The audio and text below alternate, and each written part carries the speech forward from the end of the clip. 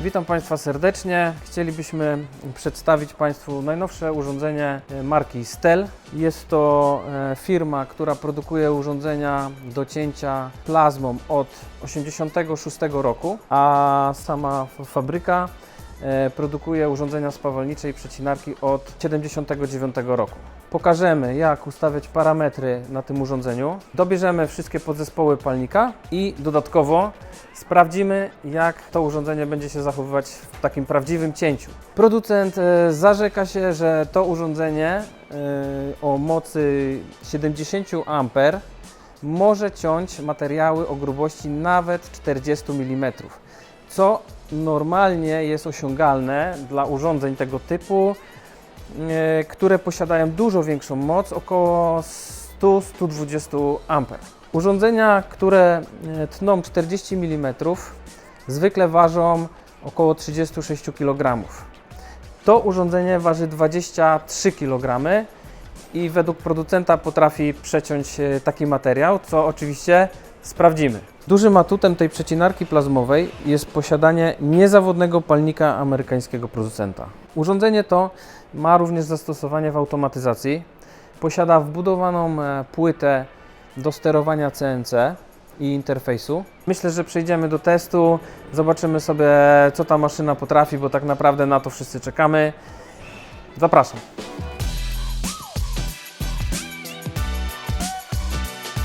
Przed przystąpieniem do pracy musimy podłączyć masę, palnik plazmowy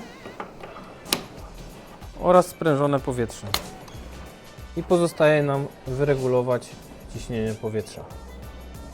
Maszyna posiada funkcję zabezpieczającą przed przypadkowym zajarzeniem łuku. Żeby odblokować maszynę po włączeniu jej lub po wymianie części, wciskamy reset. Wtedy maszyna automatycznie testuje nam gaz i palnik jest gotowy do działania. Dodatkowo dzięki przyciskowi AirTest możemy sprawdzić prawidłowy przepływ powietrza.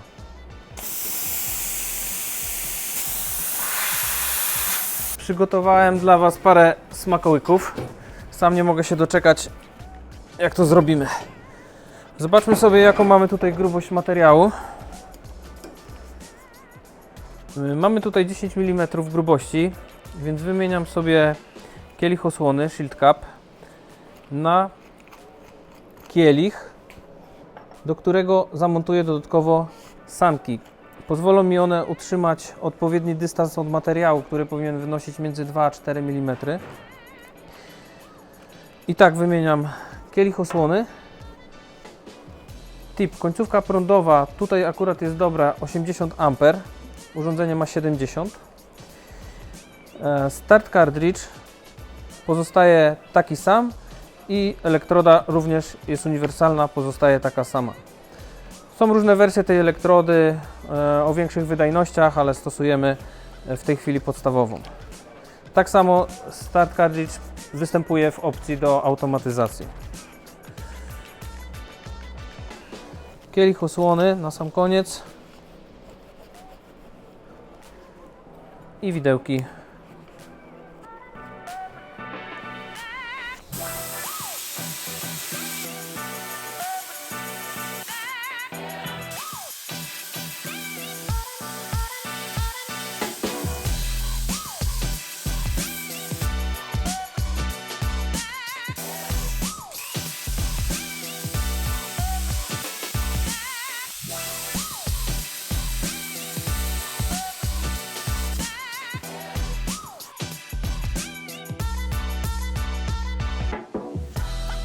Po 38 mm tak się rozochociłem, że będę ciął 45.